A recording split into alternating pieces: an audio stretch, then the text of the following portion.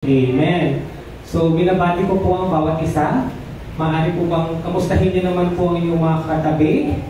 Pakitanong po siya, kaya pa ba, kapatid? Kaya pa ba, kapatid? Kaya pa ba? Kaya po ba natin? Amen. Kaya pa ba natin makinig ng salita ng ating Panginoon? Amen. Praise God. So, binabati ko rin po yung mga nanonood sa Facebook Live at sa ating YouTube channel. Thank you so much po for joining us. And of course, kina Pastor Noel and Pastor Rona na nanonood po sa kasalukuyan. And of course, kay mamay ko po sa US. Ayan. So, nandito po sila sa online. Napapasa ko po yung kanilang mga comment. Amen. Brother J.R. Quinto watching, Rose Quinto, Pastor Rona. Amen. And sa lahat pa po, Sister Joanne, Sister Mirna, Sister Chris. Amen. Thank you po sa inyong lahat na nandito sa live. Praise God. So, today is August 17, 2025. At ito na po ang ikatlong linggo ng buwan ng August. Amen. At patuloy po nating pag-aaralan ang Book of Judges. Question, anong chapter na po tayo? Chapter 3. Praise God. Kasi nakikita nyo siguro sa screen. Question. Sino na po ang nakapagbasa ng chapter 3? Amen. Dumami na po. Baka kasi last Sunday, isa lang po. Si Sister Agnes lang po. Pero ngayon, ilan na po kaya ang gumawa ng assignment nila at nagbasa na po ng chapter 3 ahead before natin i-discuss? Sino po? Praise God. Wala pang 50% ito. I think it's like 30 pa lang po. Amen. Ayan. Kasi kung nabasa niyo na po ito, for sure, kilala niyo na po sina Ehud, Shamgar, at Othniel. Amen? Si Othniel po ay hindi po si Paul Othniel Escoto. Okay, ibang tao po yun. Hindi po yan si Paul Othniel Escoto. Isa po itong judges or judge na tatawagin at gagamitin ng Panginoon mamaya. Amen. Praise God. So, tayo pong lahat ngayon ay tumayo. And let us read our scripture reading. Judges chapter 3, verses 9 to 10. Let's start. Subalit, nang humingi sila ng tulong kay Yahweh, ginawa niyang hukom si Othniel, anak ni Kenas at pamangkin ni Caleb, upang ito ang magbigtas sa kanila sa pagkakaalipin. Nilukuban siya ng Espiritu ni Yahweh at siya'y naging hukom at pinuno ng Israel. Nakipagdigma siya laban kay Cushan-Rishathaim na hari ng Mesopotamia. Sa tulong ni Yahweh, natalo ito ni Othniel. Amen. Praise God. Let us pray. Oh Heavenly Father, muli sa aming pagsasaliksik at pag-aaral ng iyong banal na aklat ng iyong salita, Panginoon, ay bigyan mo po kami ng katalinuhan, ng wisdom, at puspusan mo po kami ng banal na spirito na siyang magpapaliwanag at magtuturo po sa amin ngayon.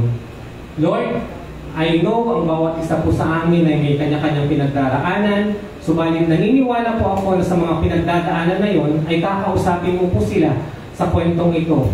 At gagamitin mo ang kwentong ito upang sila ay i-comfort mo, Panginoon, at bigyan mo po ng kasagutan ang kanilang mga katanungan. Tago mo lang po ako sa iyong likuran at ikaw po ang magpaliwanag nito ng napakaklaro at punong-puno ng wisdom mo, Panginoon. Ito po ang aming panalangin sa matamis na pangalan ni Jesus. Amen. Praise God. Pwede na po tayong umupo. Ayan. Pakilabas na po ang inyong mga Bible, even those who are watching online. Pakilabas na po ang inyong mga Bible at buksan na po natin ito sa Book of Judges. Question, ano po ang Tagalog ng Judges? Hukom. Kasi Tagalog po yung mga Bible na nandyan. Ibigyan po sila ng Bible dito, Sister Pilar. Question, pang ilang libro ang Judges sa Bible, particularly sa Old Testament? Pang ilang libro po ito? Pang-7. Okay, so pang-7 libro na po tayo. Tapos na po tayo doon sa unang 5 libro, yung tinatawag po na Torah. Ano po yung mga yon? Genesis, Exodus, Leviticus, Numbers, and Deuteronomy. Yun po yung Torah na nakalagay po yung law ni Lord na binigay niya through Moses. And pang-anim po yung Joshua. Tapos na rin po natin yun. At narito na po tayo sa pang-pitong libro. Amen. Para po sa mga ngayon pa lang pong mapapakinig ang ating series sa Old Testament, inanihan ko po kayo na punta po kayo sa YouTube channel po ng church, Amazing Grace Church, Dagupan City, para ma-review nyo po lahat ng mga previous episodes po natin. Amen? Kasi po, ang Facebook po, dinidelete niya na po ngayon yung mga live fellowship or services natin. Kasi dati, even yung kwento ng Genesis, pag kinlik nyo lang po yung link doon sa caption po ng video, makikita po natin ito. Pero ngayon, dinelete na po ito ng Facebook. But praise God kasi na-download po natin ang mga exhortation or ang mga pagpapaliwanag ng mga librong ito sa YouTube channel. Okay, so again, kindly like and follow our YouTube channel. Make sure na meron po yung word na Dagupan City. Amen? Kasi po, pag ang itatype nyo lang po is Amazing Grace Church, marami pong lalabas na Amazing Grace Church. Dahil marami pong Amazing Grace Church sa buong mundo. Kaya dapat dagdagan nyo po siya ng Dagupan City. Lalabas po yung pinakaunang-una, yun po yung YouTube channel po ng AGC, Dagupan City. Ayan. So, for sure, kaya po yun sinasabi, kasi baka hindi nyo po ma-appreciate ang Book of Judges kung hindi po natin nakita yung struggle ng mga Israelites sa mga naunang libro. Amen? Kaya, inanihan ko po ang bawat isa na kung may panahon po tayo, balikan po natin yung mga previous episode kasi level up po kasi yung story or continuation po siya na mas ma-appreciate po natin kung bakit ganito yung nangyayari na sa kanila sa panahon na sila ay pinamumunuan na ng judges kung alam natin yung nangyari before. Amen? Kaya nga po, napaka-importante po ng subject din na history at meron po tayong ganong subject sa school kasi po, pinag-aaralan po natin yung mga nangyari sa nakaraan. Bakit po? Why do we have to study the history or yung mga nangyari na noon? Why do we have to learn from them or study them para matuto tayo sa mga pangyayaring yun at hindi na natin ulitin yung mga pagkakamali nila. Amen. At isabuhay or gawin natin yung mga maganda na napagtagumpayan po nila. Amen. Ganun po ang kahalagahan nito. Kagaya po ng pag-aaral ng Bible, hindi po ito malalaman ng mga bagong henerasyon kung hindi po natin ito ituturo sa kanila. Amen. At nakakalungkot dahil sa ating Department of Education, hindi po allowed na isama sa curriculum or sa isang subject ang pag-aaral ng Biblia. Amen? Kasi sa violation of the Constitution, yung non-establishment of religious institution, amen, hindi po dapat na isang religion lang ang itinuturo sa mga school. But praise God, because we are a Christian country, and I know that we all somehow believe kay Jesus Christ. Amen! And si Jesus po ang talagang itinataas po natin sa mga gawain ito. Dahil siya lang naman po ang the only way, the truth, and the life, and no one comes through the Father except through Him. Ayan. So, mahalaga po na pinag-aaralan po natin yung Old Testament. Bakit? Bakit po kaya natin pinag-aaralan pa rin natin yung Old Testament kahit wala naman si Jesus doon? Diba? Kasi sabi natin, si Jesus dapat yung tinataas natin. Si Jesus dapat yung tinuturo natin. Eh, nasaan po ba yung story ni Jesus sa Bible? Nasa Old Testament po or sa New Testament? Sa New Testament, amen? So, bakit natin kailangan pang alamin yung Old Testament yung wala naman si Jesus doon? Amen? Tanongin nyo kayo katabi nyo, naisip nyo ba, bakit kailangan pa natin saliksikin yung lumang tipan or yung Old Testament kung sinasabi natin na si Jesus ang ipinapakilala natin? Ano yung sagot ng katabi nyo? Bakit kailangan natin pag-aralan yung Old Testament? Eh wala naman si Jesus doon. Pinag-aaralan natin yung Old Testament. Bakit po? Dahil ipinapakita nito na sa Old Testament pa lang ay nandoon na siya. Amen? Kaya nga ang dami pong Christophany or mga patotoo na parang si Kristo yung nagsasalita or nagpapakita sa kanila through an angel. Amen? And the more we study the Old Testament, the more we believe that indeed Jesus is the Messiah o yung ipinangakong tagapagligtas sa mga Israelita. Amen? Because if we will study all the books in the Old Testament, marami po doong propesiya. Amen? Propesiya kung saan ba dapat ipapanganak ang tagapagligtas.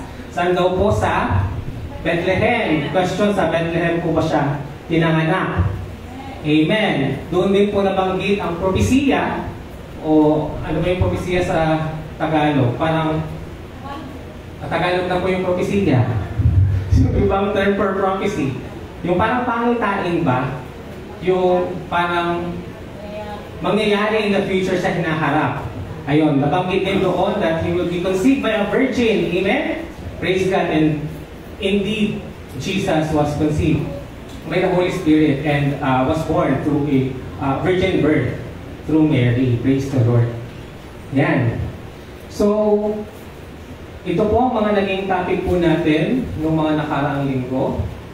Question sa Judges 1. Ano po ang isang naging malaking pagkakamali ng mga Israelita sa unang-unang part pa lang ng Judges chapter 1? Hindi nila pinatay o hindi nila pinaalis or pinalayas ang mga Canaanites. Saan po? Sa Canaan. Amen? Yun po ang naging malaking problema nila. Kaya patuloy pa rin po nila itong pinapaalis. Pero ang ending, hindi na nila ito pinaalis at ginawa na lang sila mga alipin. And because of that, ano po ang nangyari sa chapter 2?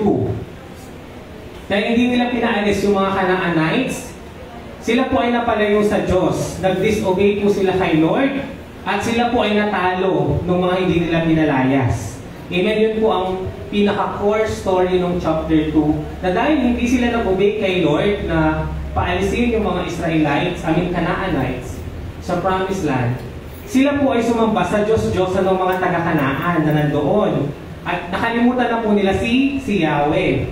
Amen? Kaya sila po ay unti-unting natatalo na ng mga taga doon, mga Moabita, mga Canaanites. And for the third chapter, which will be our fourth episode, makikilala na po natin ang unang tatlong judges or hukom na tatawagin o ibibigay ng Panginoon sa mga Israelita para iligtas sila. Question, sino po ang mga ito? Si Othniel. Sino pa po?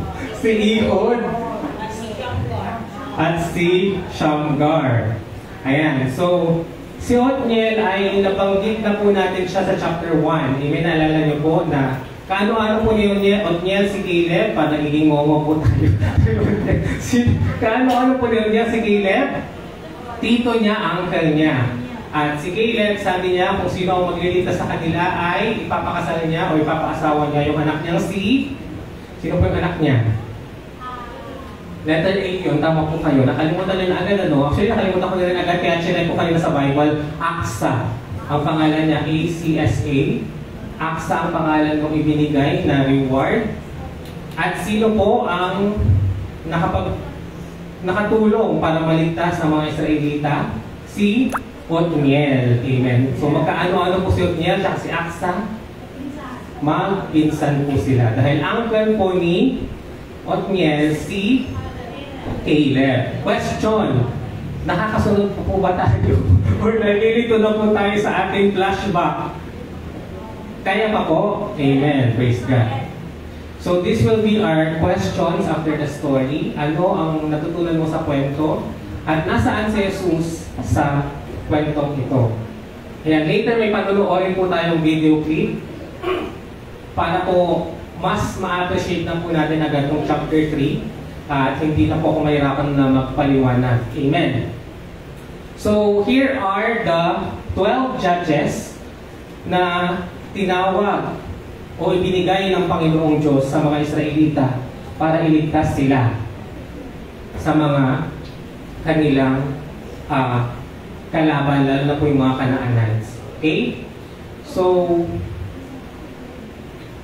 yan po sila. Tatlo po ang makikilala natin ngayon, si Othniel, Ehud, at Shamgar.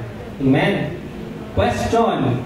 Handa na po ba tayo makinig sa paliwanag po na ito? Amen. Let us watch this video clip.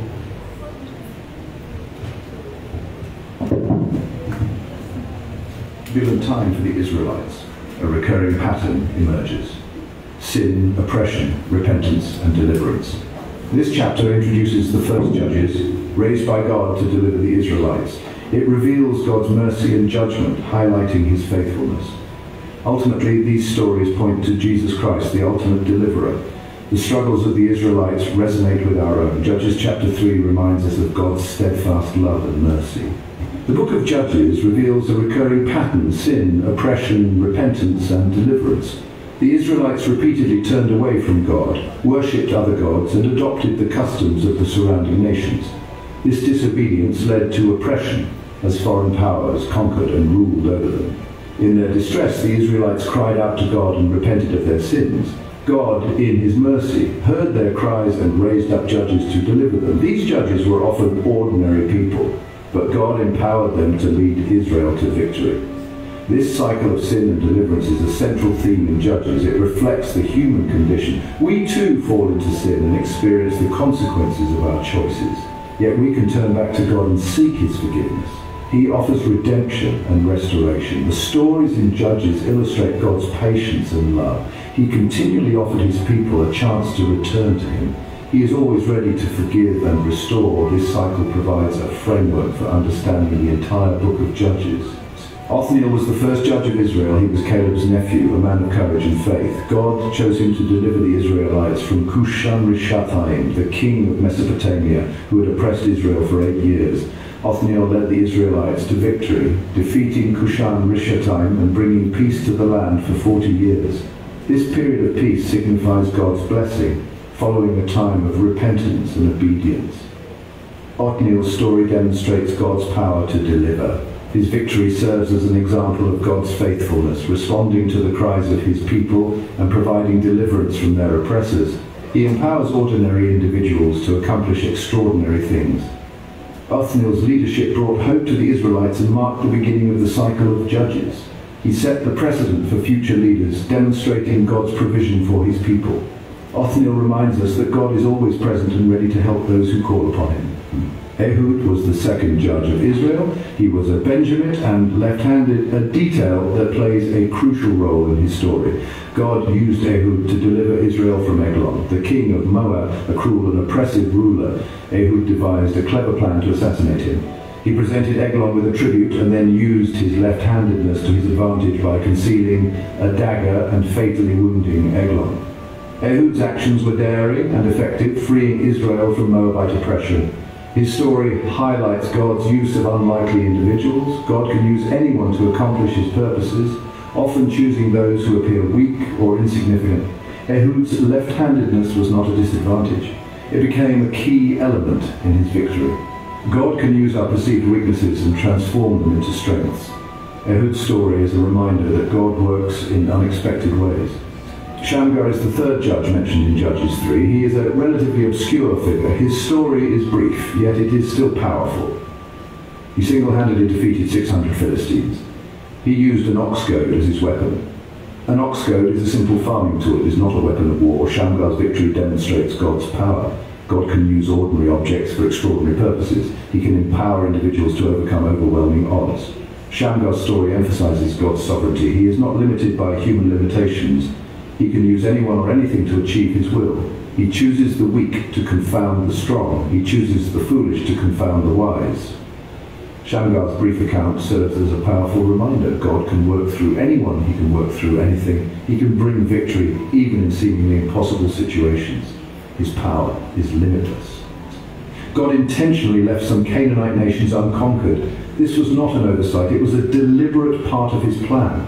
These remaining nations served a purpose. They tested Israel's obedience. The Canaanites represented a constant temptation. They practiced idolatry. They engaged in immoral behavior. They challenged the Israelites' commitment to God.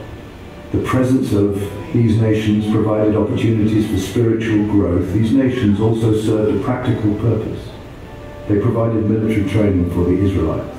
They forced them to learn warfare. They prevented them from becoming complacent. They kept them vigilant. God uses trials and challenges to refine his people.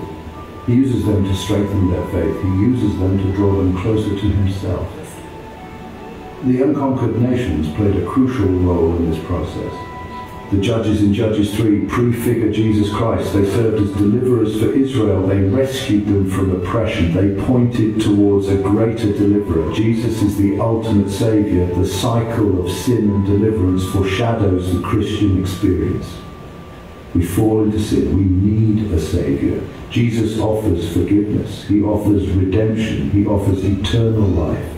The judges' victories were temporary. Jesus' victory is eternal. He conquered sin and death. He offers lasting freedom. He offers true peace. The stories in Judges 3 remind us of our need for a Saviour. They point us to Jesus. He is the one who can truly deliver us from our enemies. He is the one who can offer us lasting hope.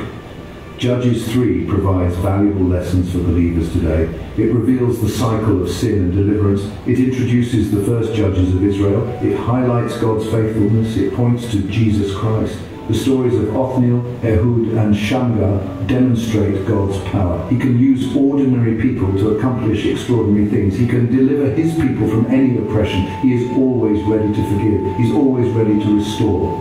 The ultimate message of Judges 3 is hope. Even when we fall into sin, God is ready to deliver us. He offers forgiveness and restoration. He provides a way back to himself. Jesus is the ultimate deliverer. Judges 3 is not just a historical account. It is a story of God's love and faithfulness. It is a reminder that he is always with us. He is always working for our good. He is the source of our strength. He is the source of our hope. Are you ready for the next chapter? Just click here to go straight to it. Amen. Praise God. Palapakan po natin ang ating Panginoon. Question, somehow meron po ba tayong natutunan kahit hindi ko pa po pinapaliwanag isa-isa ang nilalaman ng chapter 3 po ng Judges. Amen. Praise God. So let's start with the first few verses. So ano po ang title po ng first part po ng Judges chapter 3? Itinara ang ibang bayan upang subukin ang Israel. Ayan. So, let's read yung verse 1. Hinayaan ni Yahweh na manatili sa lupain ang ilang mga bansa upang subukin ang mga Israelitang hindi nakaranas makipagdigma sa Kanaan. Ginawa niya ito upang turuang makipagdigma ang lahat ng salinlahi ng Israel, lalo na ang mga walang karanasan sa digmaan. Question, may wisdom na po ba sa unang dalawang verses pa lang po ba on how the Lord works sa atin through troubles, problems, challenges, and why does the Lord allow it for us to experience and to happen? Amen po. Ano po ang nangyari sa verse 1, particularly of chapter 3? Sabi po dito, hinayaan daw ng Diyos, ni Yahweh, na manatili sa lupain, sa Kanaan, or sa Promised Land, ang ilang mga bansa upang subukin ang mga Israelita, parang tayo po yun, na hindi nakaranas makipagdigma sa Kanaan. Amen. So dito makikita po natin that indeed, inaalaw po ni Lord sa atin ang mga challenges, ang mga struggle, ang mga tests, upang tayo po ay mas ma-develop ng Diyos. Amen? Inaalaw po ni Lord na tayo ay dumaan sa mga iba't ibang level ng pagsubok upang mas mabago tayo spiritually. Amen? For example, ang isang gold, ayan, or ang isang metal, kung hindi natin ito susunugin, question, mababago po ba natin yung shape niya or yung hugis niya? Ang isang metal, kung hindi po natin ito susunugin, paiinitin, magiging kutsilyo po ba ito or magiging isang tubular o isang bagay na may kapakinabang? Oo, hindi. Hindi. Kailangan po itong sunugin. dumaan ng mga test. Ganon din po tayong mga tao, kailangan po natin dumaan ng mga pagsubok, ng mga challenges upang tayo ay mas matuto at mas maging matatag because of those challenges. Amen. Tanungin mo ngayong katabi mo, kapatid, ano yung pinaka-grabing challenge na pinagdaanan mo sa buhay mo? Tara, mag-chismisa, magtukan mo muna tayo. Tapos pakilabas po ang kape. At ang tinapay habang maulan. Dahil po, ang tawag dito kasi baka inantok po kayo. Tanungin nyo nga siya, ano yung pinaka-greatest challenge as of now na pinagdaanan mo so far? For sure, meron yan, di ba? At huwag po kayong magtataka kung meron na namang mas papalit na mas malaki. Amen? Kasi kung ikukumpara niyo yung, kaya nga tinanong ko ano ba yung greatest challenge na pinagdaanan nyo, kung ikukumpara niyo yung sinabi nyo sa katabi nyo, doon sa mga previous challenges nyo, mas malaki ito. Amen? Kaya nga nasabi nyo na greatest challenge yun. Amen? Ang tanong, tanongin niyo yung katabi nyo, may natutunan po ba kayo sa challenge po na yun? Meron po ba? Ano po yung mga sagot ng katabi nyo? Kasi gusto ko po makipag-marites. Ano po ang pinaka-greatest challenge daw na pinagdaanan niya? Alam niyo po, may napakinggan po akong speaker na sabi niya, dapat alam mo daw yung mga greatest challenges na pinagdaanan mo. Bakit po? Dahil yun daw ang ministry mo. Yun daw ang gagamitin ni Lord para makapag-console ka, or makapag-comfort ka, o makatulong ka sa mga taong pinagdadaanan din po yung challenge na yun. Amen? Bakit po? Ang problema kasi sa ating mga tao, pag may mga challenge po tayo, tinatago po natin kasi nahihiya po tayo. Amen? Totoo po ba yan na pag mayroon kang greatest challenge or pagsubok or matindi na something na parang nakakahiyang i-share, hindi natin ito tinetestimony, hindi natin sinasabi. Amen? Kasi parang nakakahiya naman na sasabihin ko na na-scam ako ng 1 million. Hindi ako abogado. Abogado ka 1 million. Tapos na-scam ako. Parang gano'n, di ba? Pero ano yung sabi talaga ng speaker? Mali daw na itinatago natin ito kasi yun daw ang gusto ng kalaban na mahiya tayo sa pagsubok na yun. Ang sabi niya, alamin mo yung mga greatest challenges na yan kasi yan ang gagamitin ng Diyos para makapag-minister ka sa iba. So, dapat hindi daw natin ikinakahiya yung mga challenges na yan. Amen? So, ano yung greatest challenge na pinagdaanan ng katabi nyo? Talaga, ipasubot ko ako. Okay, kung hindi yung greatest challenge, yung pinaka-reset na lang, or yung momentarily pinagdadaanan yung challenge ngayon. Kasi nga, tanongin nyo nga siya kung i-share niya. Kasi tayo na, ang tanong ko ano yung pinakamatindi na pagsubok na kinaharap mo na napagtagumpayan mo, tapos na. Ngayon, ano naman yung pinaka-momentarily challenge na pinagdadaanan mo ngayon? Tanongin nyo kasi nanay, kasi baka yung sinasabi. Ano daw? Utang. Ano po? Yung diabetic na sakit.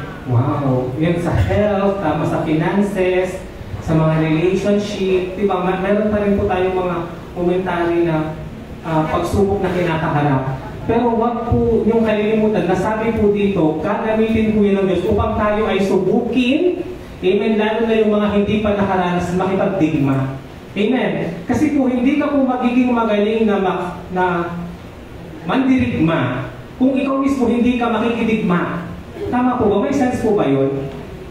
Hindi ka matututo sa isang bagay kung ikaw mismo hindi mo siya pagdadaanan or may encounter. Amen? And that's the reason why the Lord allowed na magstay pa yung mga ilang kalaban nila sa Kanaan. Kasi nga po, yun ang gagamitin ni Lord para mas mahon tayo. Ayun yung word mahon. Ano kasi yung Tagalog ng mahon? Mahasa. Amen? Mahasa tayo.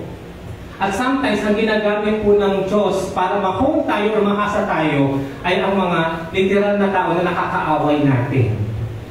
Tanungin mo ngayong katabi mo, kapatid, sino ang pinakakaaway mo ngayon? Sino ang pinaka-latest na hindi mo feel or kaaway mo siya or nagpaparinigan kayo sa Facebook or sa social media? Yung anak niyo po? Ay, yung pamilya niyo po? Ayan. Ang point po dito, hindi dapat tayo magagalit sa kanila. Amen? Hindi dapat yung tao po ang awayin natin. Bakit? Because sometimes, the Lord allows them sa buhay natin para nga po tayo i-matest, or subukin or ma-challenge ni Lord. Amen.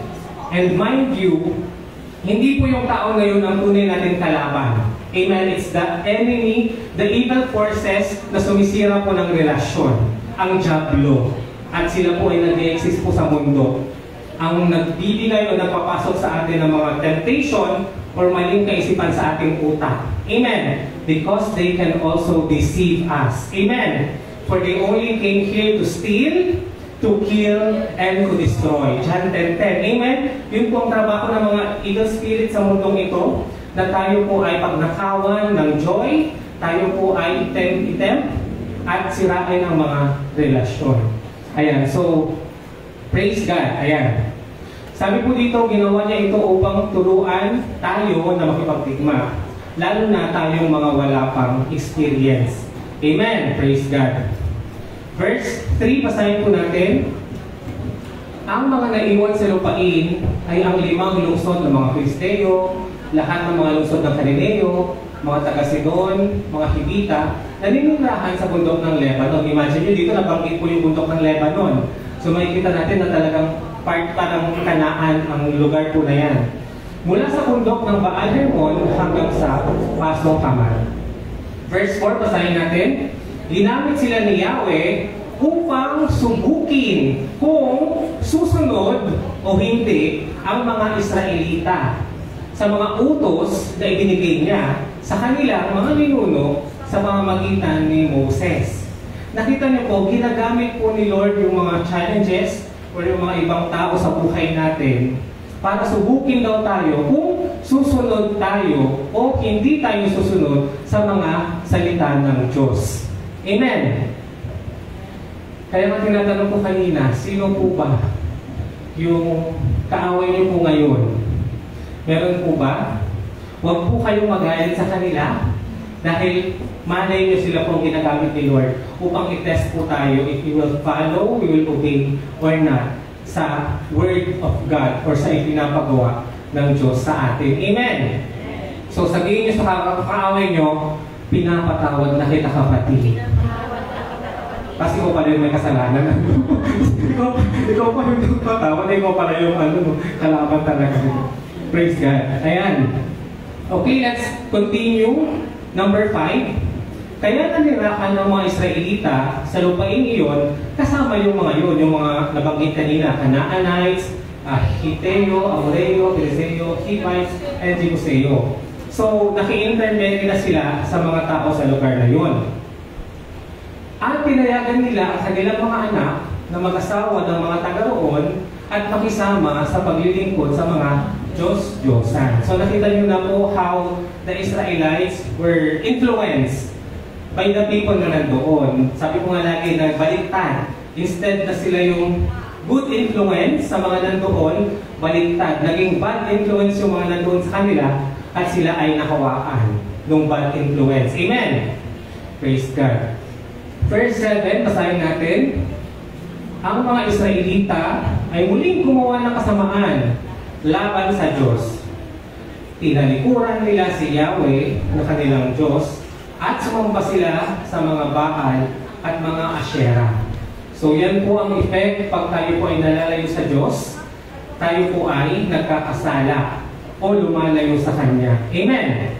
Verse 8, basahin po natin, dahil dito nagalit si Yahweh sa kanila at pinabaya ang masakop ni Haring Kushan-Rishatim ng Mesopotamia. Mahirap naman kasi i-pronounce Kushan-Rishatim ng Mesopotamia. Ayan, yan po yung king ng Mesopotamia. 8 taon silang inalipin ng haring ito. So, nandito po tayo ngayon sa punto na kung saan 8 years po na naging alipin o nagsasuffer ang mga Israelites. Imagine niyo po yan. Ang hirap siguro na mabuhay ka sa panahong ito na under condemnation kayo at sinasakop kayo at ginagawa kayong alipin ng mga tao na dapat pinalayas nyo na noon. Amen! 8 years po silang inalipin ng hari po na yon. Verse 9, yung audio merong nag-feedback po.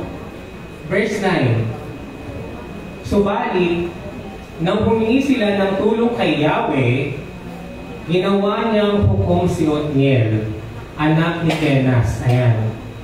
Dito po sa verse 9, makikita natin yung repentance, paghingi ng tulong ng mga tao sa Diyos. Amen.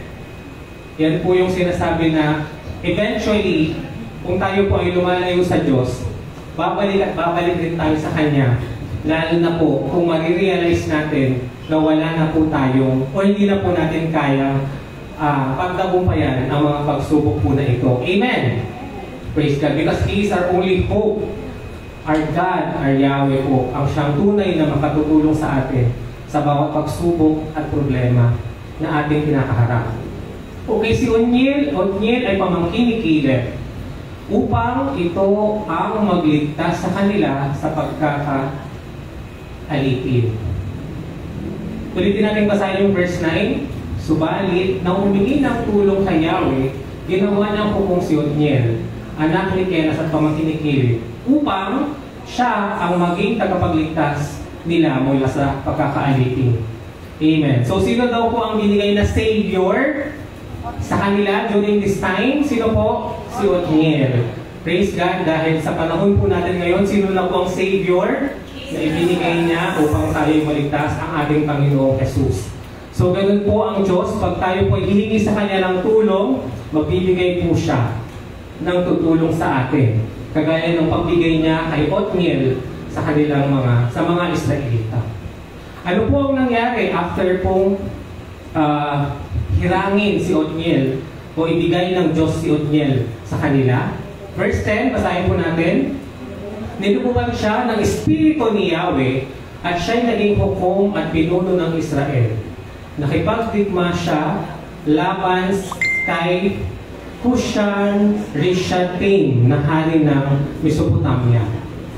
So again, this is another verse na mayroon pong isang tao na pinuspos ng Espiritu Santo. Amen? Kagaya po nung nag-design nung tabernacle. Amen. Ganun po ang ginagawa ng Diyos sa mga taong ginagamit niya. They will be filled by the Spirit of God. Amen. Sa tulong ni Yahweh, natalo ito ni Otniel. At, praise God, nagkaroon daw ng kapayapaan sa lupain nila sa loob ng ilang taon po? 40 years hanggang sa mamatay po si Otniel. Grabe no, so ilang taon po silang naging alipin? 8 years. Tapos sino pong nagligtas sa kanila? Si Otniel. At nung naligtas sila ni Otniel, nagkaroon po ng ilang taon ng kapayapaan? 40 years. Wow, ang sarap naman pag sa 40 years ka nakatira. Wala ka doon sa 8 years. Kaya nga, sometimes sortihan mo anong taon ka ipinanganak sa mundo. Ayan, verse 12. Muling gumawa ng kasamaan ng mga Israelita laban kay Yahweh. After mamatay ni Otniel. Dahil dito, si Eglon, hindi po yan judge, siya po yung hari na kalaban po nila. Si Eglon na hari ng Moab ay pinalakas ni Yahweh ng higit kaysa sa Israel.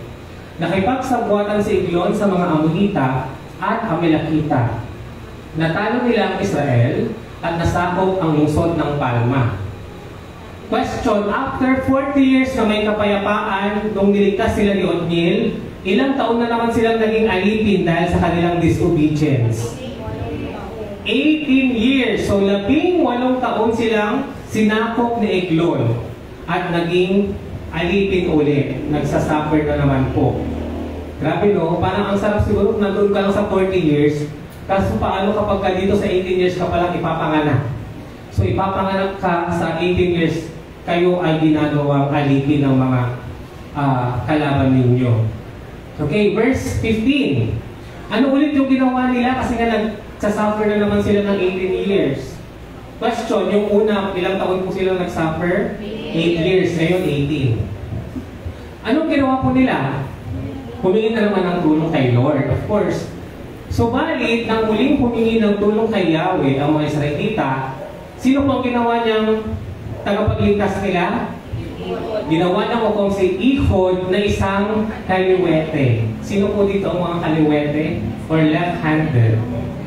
I think si Sir Kay, kaliwete po kayo. Si Winston, kaliwete din po siya. Ang ibig sabihin po ng pangalang Ehud ay ano po? united. O pinagkaisa or magkaisa sila. Saan galing po na tribe si Ehud? Benjamin. Ano ang ibig sabihin ng pangalang Benjamin na isa sa tribe ng mga Israelites? Son of the right hand of God. Ayan, son of the right hand of God. Son of the right hand of God. Samantalang siya ay kaluwete. Okay? Ngayon yung sinasabi nilang na irony na bakit kaya yung mga Benjaminites na ang ibig sabihin ng laki nila ay son of the right hand, sila yung mga left-handed. Okay? Pero makikita natin mamaya na mayroon pong significance kung bakit siya kaliwete. Okay? Upang sila ay iligtas. Siya ang pinagdala ng mga Israelita sa kanilang buwis kay Haring Eglon. Ayan, imagine, sinasakop na nga kayo, ginagawa na nga kayong alipin, nagbabayad pa kayo ng buwis sa mga nang-aalipin sa inyo. Amen? Yung mga hanap buhay nyo, yung mga pera, or anumang bagay, or gamit, or pagkain na nalilikom ninyo, ay kailangan nyo pong ibigay sa kanila. Amen? And the Philippines experienced that when we were, of course, colonized by the Spaniards, by the Japanese, and even yung mga naunang sumakop po sa atin. So, parang napakahirap na imagine na buhay po kayo sa time na ang Pilipinas ay hindi malaya at ginagawa po tayong alipin ng mga Spanish, ng mga Spaniards. Amen? Praise God. Kaya, si Ehud ay gumawa ng isang taba na magkabilay talim. Double-edged sword. Okay, ang ibig sabihin po ng sword is, tabak is a sword na double-edged siya. Ibig sabihin, matulis siya on both sides. Ayan. Parang yung definition or explanation nila sa Word of God. Ano ba yung, the Word of God is like a double-edged sword. Dalawa yung tulis niya. So either nakaganito or sa kabilang side, pwede kang masaktan or matusok. Ayan. At gano'ng kahaba daw po yung sword niya? 1.5 metro. So 1.5. Mahaba pala siya, no? Alam niyo po gano'ng kahabang 1 meter stick? Okay, ang 1 meter stick, tapos another kalahati ng meter stick, gano'n po kahaba yung ginawa niyang double-edged sword. Yan. Itinali na ito sa kanan niyang hita. Okay, so saang part daw? Kanan. Sanay pala, sorry. Naisip ko kasi lang. Okay, itinali na ito sa kanan niyang hita kasi ganun po ito kahaba, no? Ayan, sa loob ng kanyang damit. Verse 17. At dinala nga ni Ehud ang mga buwis ng Israel, kanino daw? Kay Haring Eglon, na isang napakatabang lalaki. Describe po siya talaga sa Bible na ganyan. At alam niyo po, ewan po kung sino yung nag-share recently, hindi ko naman po sina-search, pero may nakita akong preaching about yung sin po ng gluttony, yung kasalanan daw po ng mga tao na kain ng kain. It's a sin daw na hindi daw natin pinapangalagaan yung katawan natin dahil naabuso ito sa pagkain ng napakaraming o sobra sa kakayanin ng ating katawan. At mali daw po yun. Kasi ito nga po yung kwento natin ngayon. Ang pangalan nito, si Eglon, is an illustration of a sin na beyond or mas sobra pa sa kailangan ang kanyang kinukuha. Amen? Nang maibigay na ni Ehud ang mga buwis, pinauwi na niya ang mga nagbuhat nito. Okay, so mag-isa na ni Ehud. Ngunit pagdating sa may mga inukit na bato, malapit sa Gilgal, nagbalik si Ehud sa hari at sinabi niya rito, Kamahalan, mayroon po akong lihim na mensahe para sa inyo. Ano yung sabi niya kay ano? Meron daw siyang lihim secret message or special message para sa inyo. Ayan. Dahil dito, sinabi ni Eglon sa kanyang mga lingkod, iwan nyo kami. Okay? Or iwan nyo muna kami. At umalis nga ang lahat sa harapan ng hari. So, sino na lang ang natira doon sa place? Si si Ehud, tapos si Eglon. Kasi nga meron ng special message si Ehud. At ano ang ginawa ni Ehud? Lumapit si Ehud sa kinaupuan ng hari sa malamig na silid, panghingahan na nasa tuktok ng palasyo. At muling sinabi, may ipinapasabi po sa akin ang Diyos para sa inyo. Nakita niyo po, may ipinapasabi sa akin ang Diyos para sa inyo. May message daw po si Lord para sa kanya. At nang tumayo ang hari, binunot ng kaliwang kamay ni Ehud ang kanyang tabak na nakatago sa kanyang kanang hita at itinarap sa tiyan ng hari. Ayan.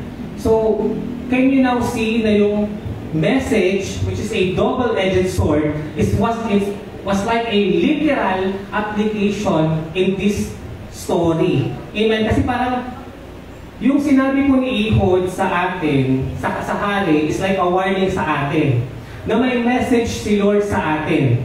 And usually, ang salita ng Diyos ay double-edged sword. And it could kill us, especially Eglon in this illustration represents or symbolizes sin. Amen? Kaya nga po parang yung gluttony is a sin, yung sobra-sobrang pagkain or katakawan. Dahil hindi po ito kalooban po ng Diyos na tayo po ay ma-high blood. Ayan, or maging makolesterol. Kasi yun po ang effect kapag sobra po yung ating pagkain. Ayan, so ang mensahe ng Diyos sa kanya is like a double-edged sword. Na dito, literal, na double-edged sword yung word. Pero sa atin, hindi naman kailangan na literal na i-rebuke tayo ng sword na double-edged. Amen. We will be corrected, we will be warned, we will be rebuked by the double-edged sword of God. Amen. At kung hindi tayo makikinig, we will suffer the consequence of our continuous sin and disobedience to God. Kagaya po nitong si Eglon na muli, gaya na sabi ko, ay sinisimbolize na po ang kasamaan. Dahil inaalipin nga po nila ang mga Israelita for ilang taon na po, 18 years, at kinukuhanan pa nila ito ng buwis. For sure, ayaw ni Lord na ganun po tayo kasakim. Amen? Na pinapahirapan naman natin yung tao, and yet, kinukuha pa natin lahat yung mga property nila for our own personal benefit or for our own personal good. Ayan. Verse 22, basahin po natin. Bumaon pati ang hawakan ng tabak. Ano ang pronunciation ng tabak? Tama, di ba? O tabak? Tabak. Okay. Pati daw yung hawakan ng tabak at ito ay natakpan ng tabak. Ganun po siya kataba na yung sword ay nalagyan ng fats nung taba noong sword. Ay nung ni Eglon. At anong nangyari? Hindi na natatawa kasi ako sa part na sorry. Hindi na binunot ni Ehud ang patalim dahil tumagos ito hanggang sa likuran ng hari. Ganun na daw lala ang kasamaan nito na hindi na mahugot yung sword na naiwan na doon sa katawan niya. Amen? Kasi nga nabalot daw po ng taba ni Eglon yung taba at mahirap na siyang alisin. Ayan. Grabe no, karumal-gumal itong eksenang to. Okay, verse 23, pasahin natin. Paglabas ni Ehud, isinara niya ang pinto. At tuloy-tuloy na siyang umalis. Nang magbalik ang mga lingkod ng hari, nakita nilang sarado ang pinto niya, kaya inisip nilang nagbabawas ang hari. So tumatay, malamang siguro tumatay lang yun kasi nga matakaw siya. So malamang tae siya ng tae. So, pero nakakatawa ko kung siguro hindi na yun normal na lagi siyang nasa CR. Amen? Kasi of course, kung madami po tayong kinakain, ganoon din po dapat karami yung ilalabas natin. Amen? Hindi po dapat yun ma-maintain or mag-isip sa katawan natin. Dapat ma-release po ito. Kaya magtaka na po kayo kung ang dami-dami niyo pong pinasok sa katawan ninyo or kinain niyo po ng buffet, yung nag-buffet po kayo. Tapos kukunti lang po yung binamos niyo po sa CR. Okay po, kasi dapat po balance. Amen. Ayan.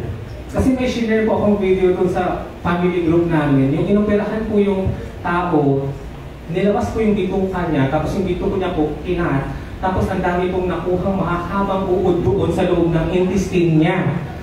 As in like isang malaking parang planggana po. So sabi ko, possible pala yun na yung bituka natin ay punong-puno talaga ng malalaki na puting bulate. Na ibig sabihin kaya tayo siguro hindi na bubusog kasi gutom nga yung mga bulate natin. Diba? So sila pala yung pinapakain natin kaya sila lumalaki doon sa sa tiyan natin. Kaya lumalaki yung tiyan natin. Eh malaki yung tiyan ko, so my God, pero ito ka man. Diba? Diba? Ayan, praise God. Ayan, I rebuke that in the name of Jesus. Wala po tayong bulat sa tiyan. Amen. Praise God. I-share ko nga sa GC natin yung video po na yun. Kasi ako is nagulat talaga ako nung napanood ko siya kagabi. Okay, verse 25. Hindi na nila binuksan ang pinto at naghintay na lamang sila sa labas. Kasi siguro matagal siyang tumae. Okay? Inabot na sila, grabe, inabot na sila ng pagkainit, ngunit hindi pa rin lumalabas ang hari. Kaya anong ginawa nila? Binuksan na nila ang silid nito. At nakita nilang patay na ang hari at nakahandusay sa sahig. So that's the only time that they found out that their leader, their king, is already dead. Verse 26, let's continue to read. Samantala, malayo na ang narating ni Ehud habang naghihintay ang mga lingkod ng hari. Nakalampas na siya sa mga inukit na bato at lumabas papuntang Shira. Pagdating sa kaburulan ng Ephraim, hinipan niya ang trompeta at nagsidatingan ang mga Israelita at mula roon pinangunahan niya sa pakikipagdigma ang mga ito. Sinabi niya sa kanila, sumunod kayo sa akin, pagtatagumpayin kayo ni Yahweh laban sa mga Moabita. Yun yung kalaban nila. Kaya't sila'y sumunod sa kanya at nasakop nila ang tawiran ng mga Moabita sa Jordan. At wala silang pinatawid doon kahit isa. Nang araw na iyon, sila po ay nanalo. Nagwagi ang mga Israelita laban sa mga mananakop nila o kalaban nilang Moabita. At sila ay nakapatay ng ilan? 10,000 na Moabites na pawang matitipulo at malalakas. Wala ni isa mang nakatakas. At mula roon, nagkaroon ng kapayapaan sa lupain sa loob ng ilang taon? 80 taon. Ilan po yung 80 taon? 80 years. Sabi nung 80 years of peace. And hindi kayo alipin at hindi kayo nagbabayad ng buwis. Ang sarap siguro kung dyan sa generation na yan kang pinanganak. Kasi ang tagal, 80 years na hindi kayo ginagawang lingkod or alipin ng mga mananako. Grabe, nakita niyo po ba na parang nadoble lahat yung kay Othniel? Di ba, Othniel, ilang taon silang alipin? 8. Nagdagan pala ng 10. Kasi dito, 18 years silang alipin. Pero ilang taon naman yung kanina sa Othniel na sila ay may kapayapaan? 40. Pero dito, ilang years? 80. In fact, ito po ang pinakamahabang kapayapaan na na-experience ng mga Israelites during the time of the book of Judges. Amen? Yung mga susunod, mas maiksi na yung kanilang term or duration ng kapayapaan sa Israel, sa Kanaan. Okay, and last, number 3, sino po yung una na dalawang judge? Si Othniel, pangalawa si Ehud. And lastly, sino po si Shamgar, ang ikatlong judge ng Israel. Pag sinabi natin judge, he is a military or soldier na leader nila. Ayan, hindi po yung judge na parang nade-decide ng kaso. Okay, as in like, sundalo po itong mga ito na leader nila para makipagdigmaan or makilaban sa mga mananakop. So, sumunod kay Ehud, sino daw po? Si Shamgar na anak ni Anat. At iniligtas din niya ang Israel nang patayin niya ang ilang daang Filistin, 600 na Filisteo sa pamamagitan ng isang tungkod na pantaboy ng baka. So yun naman po ang ginamit niya para labanan yung mga Philistines na kalaban nila during his time. At dyan po nagtatapos ng ating kwento. Palakpakan natin natin, Panginoon. Nakita niyo po, yung kay Shamgar, isang verse lang po siya. Amen? So ngayon, alam na po ba natin or kilala na po ba natin kung sino ang unang-unang judge ng mga Israelites? Si Othniel. Ayan, kasi favorite po yun sa mga Bible quiz bee. Sino po ang una naman na naging hari ng mga Israelites? Si Saul. Sino ang pangalawa? Si David. Ayan, so sa judges, ang pinakauna po si Othniel. Pangalawa si Kibuloy. Ano ito? Si Ehud. Okay, narinig ko Kibuloy. Okay, at pangatlo ay si Shamgar. Si Shamgar, ito lang po yung nabagay sa kanya. Kaya hindi siya talaga sikat or popular. In fact, sa kanilang tatlo, mas popular pa si Ehud dahil sa ginawa niya ng pagsaksak. Tapos si Othniel naman, yung inasawa niya si Aksa. Amen. So, para mas ma-appreciate po natin ang kwentong ito, panonoodin po natin ang video clip po na ito. Slaves for 8 years. Desperate, they finally cried out to God for help. God heard his cry and made a liberator emerge. This was Othniel, the same one who married Caleb's daughter. God's spirit came upon him, and so Othniel became the first judge of Israel and went out to war.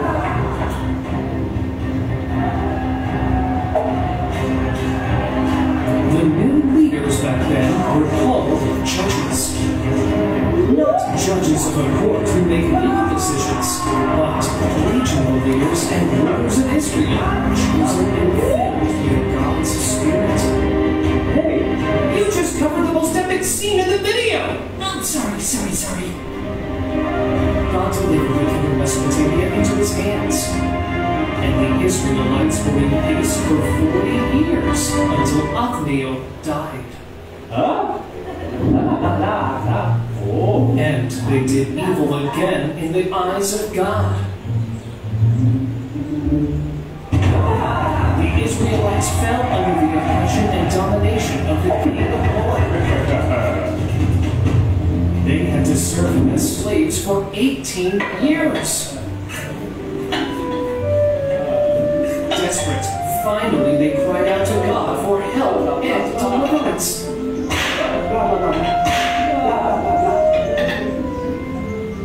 God heard his cry and caused another deliverer to emerge. This was Ehud from the tribe of Benjamin, who was left-handed.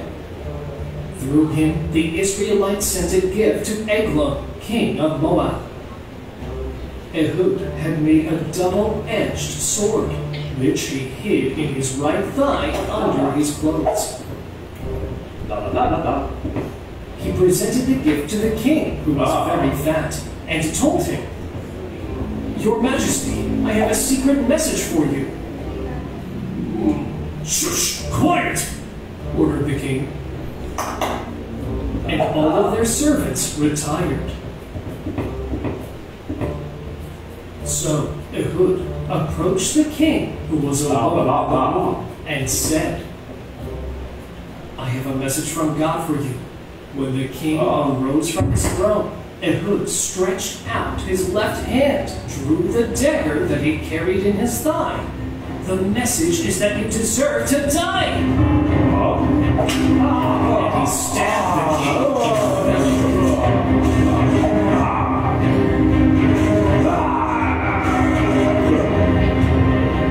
Ehud did not draw the dagger, since it was completely covered by the king's fatness. Then locked the bedroom door and escaped through the window. When the king's servants arrived, seeing the door of the room was locked, they said, "Maybe he's using the toilet."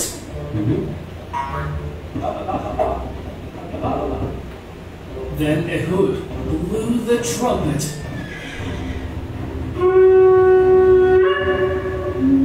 And the Israelites came down from the mountain. "Follow me," he ordered them, "for God has delivered your Moabite enemies into your hands." And they attacked and defeated the Moabites. That day, Moab was subjugated to Israel, and the land had peace for 80 years, until Ehud died. and the Israelites returned to do evil in the eyes of God. The people of Israel at that time were like a circle that always returned to the same thing. When they forgot the Lord and worshipped pagan gods, God punished them and allowed other nations to oppress them.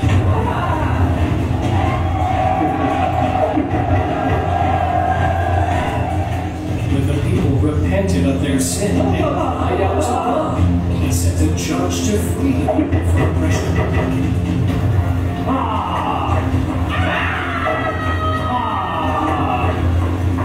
And when He turned to God, the people returned with peace and prosperity until they sinned again.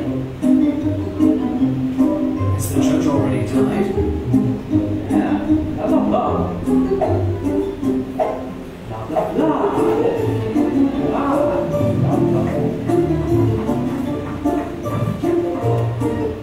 Praise God. Ayan, palapakan po natin ating Panginoon sa napakagandang illustration po ng kwento. Mas na-appreciate po natin yung kwento through that cartoon illustration. Praise God. So ngayon, tanungin niyo yung katabi niyo, kapatid, ano ang natutunan mo sa kwento?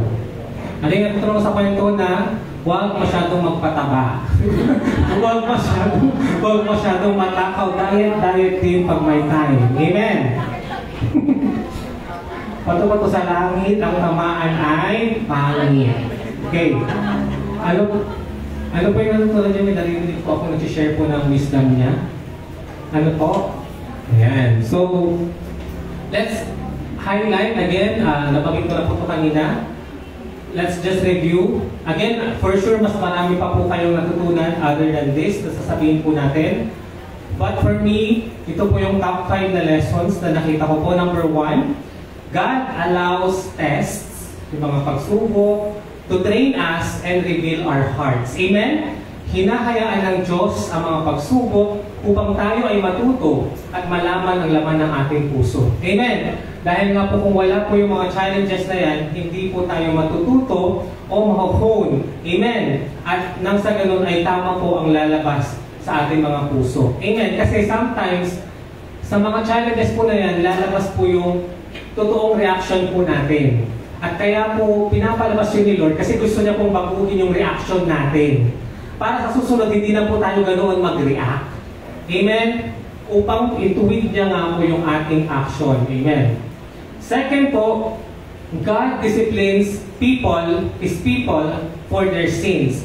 Tinutuwid tayo ng Diyos mula sa ating mga kasalanan. Amen? Kaya nakita niyo po sila po ay sinasakop pa rin ng mga ibang lahi o ng Canaanites para po nga ma-rectify or ma-correct yung mga maling ginagawa po nila. Lalo na yung pagsamba sa mga Diyos-Diyosan. Amen. And number 3, basahin po natin. Obedience to God brings lasting peace. Amen. Sa Tagalog, ang pagsunod sa Diyos ay nagdudulot ng kapayapaan. Amen? Kaya nga po di ba nagkaroon ng ilang taon, 40 years of peacefulness ng kapayapaan dahil nga po hindi sila nagdi-disobey sa Diyos. Amen? Ganun din po sa 40 years na may peace sa lugar nila because they are worshiping God, Yahweh. Amen? Kasi of course, kakatapos lang nung ginawa ng Savior at na-witness nila yung ginawa ng Diyos para iligtas sila. So, mainit na naman sila sa Diyos. Amen? Grabe na naman yung pag-pray nila, yung pag-usap nila o pagsamba nila sa Diyos. Pero habang tumatagal yung panahon, sila po ay nagdadry. At tumatalito na naman sa Diyos at hindi na naman umaattend sa church. Amen? Hindi na naman nagpapasa ng Bible. Hindi na naman nag-attend ng Bible study. Kaya hanggang sa nagkakaroon nga po ng mga pagsubok. Ayan. Number 4, basahin po natin. God uses unexpected people for His purposes. Kagaya po nila Othniel, Ehud, at saka si Shamgar. Sila po ang mga tao na sometimes hindi natin inaasahan na sila pala ang gagamitin ng Diyos. Amen.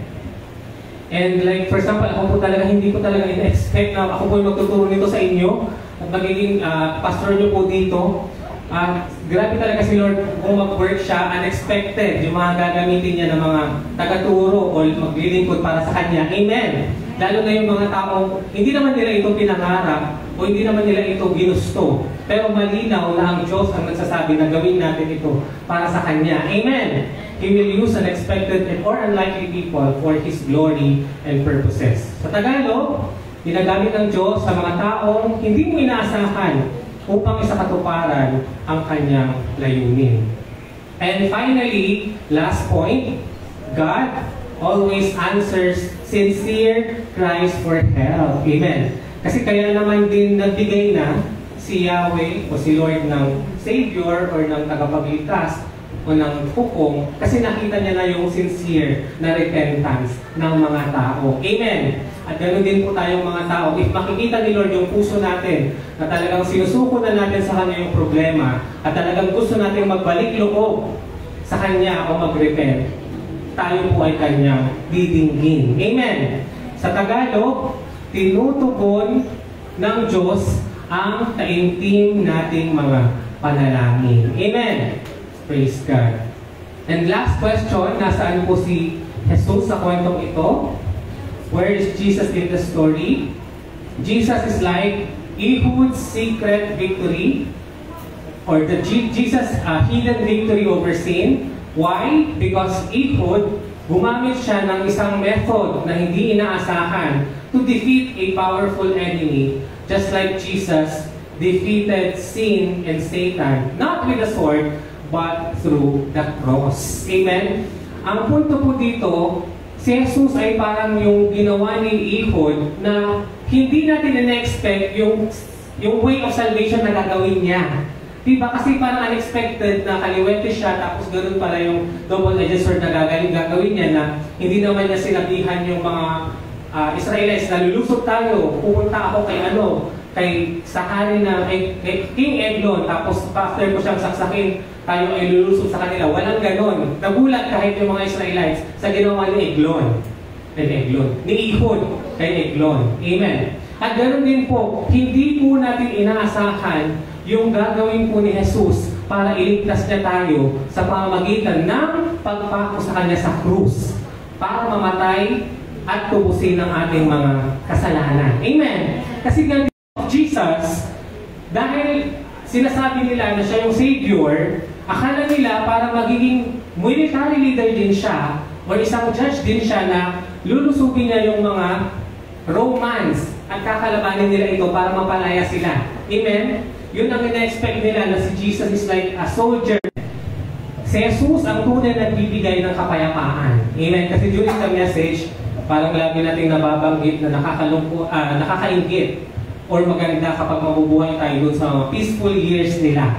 But if you want peaceful years in your life, you need Jesus. Amen? Because He brings true peace and He offers eternal peace with God through His sacrifice on the cross. Naniniwala po ba kayo na nagbibigay ng everlasting and eternal peace ang Panginoong Jesus sa atin? Hindi lang sa lupa, kundi sa buhay natin after here sa mundo. Amen po?